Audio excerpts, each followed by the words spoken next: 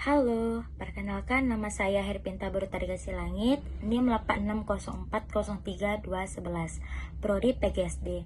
Di video ini saya akan menjelaskan hubungan timpal balik antara filsafat, ilmu, dan pendidikan. Hubungan ini bukan satu arah, tapi saling memperkuat. Mari kita bedah. Yang pertama itu filsafat ilmu mengawasi dan memperkuat ilmu pendidikan. Filsafat ilmu berperan seperti pengawas mutu bagi ilmu pendidikan.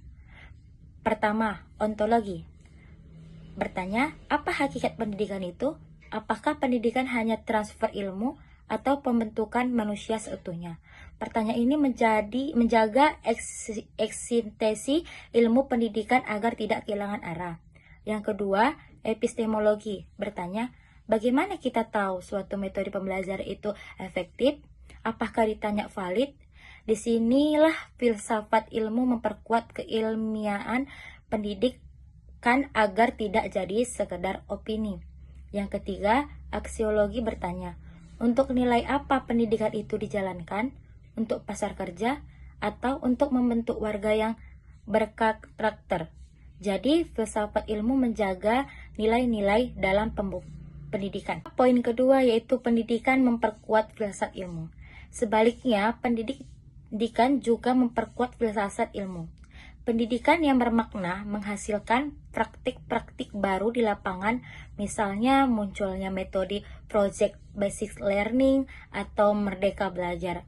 Praktik-praktik ini jadi bahan refleks filsuf ilmu untuk menyusun teori baru tentang cara memperoleh pengetahuan. Pendidikan adalah laboratorium filsafat ilmu.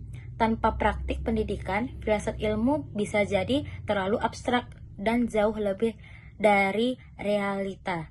Poin ketiga yaitu filsafat ilmu sebagai pisau analisis. Makanya filsafat ilmu disebut pisau analisis untuk membedah persoalan pendidikan. Misalnya ada masalah, mengapa siswa malas belajar? Yang pertama itu ontologi. Kita bertanya, hakikat belajar itu apa? Apakah dipaksa untuk tumbuh dan minat? Yang kedua, epistemologi. Bagaimana kita tahu penyebab masalah itu? Apa dari angket, observasi, atau teori psikologi? Yang ketiga, aksiologi. Tujuan belajar yang kita tuju apa? Cuma nilai bagus atau cinta belajar seumur hidup? Dengan tiga pisau ini, kita tidak asal menyalahkan siswa. Kita bedah masalahnya sampai akar. Yang poin keempat, contoh konkret. Contoh konkretnya ada di kurikulum Merdeka.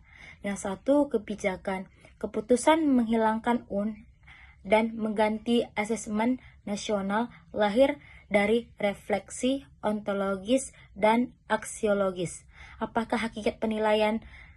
Apakah untuk menghukum atau memetahkan mutu? Yang kedua itu ada kurikulum. Struktur kurikulum yang fleksibel dan berbasis proyek lahir dari refleksi epistemologis. Bagaimana cara terbaik siswa membangun pengetahuan? Lewat pengalaman langsung. Yang ketiga, pembelajaran. Guru sekarang diminta jadi fasilitator, bukan pusat ilmu. Ini perubahan aksiologis tentang nilai peran guru. Jadi penutupannya ini, jadi kesimpulannya filsafat ilmu dan pendidikan bukan hubungan timpal balik. Filsafat ilmu menjaga pendidikan tetap ilmiah dan bernilai. Pendidikan memberi bahan nyata bagi filsafat ilmu untuk berkembang. Keduanya tidak bisa dipisahkan. Terima kasih.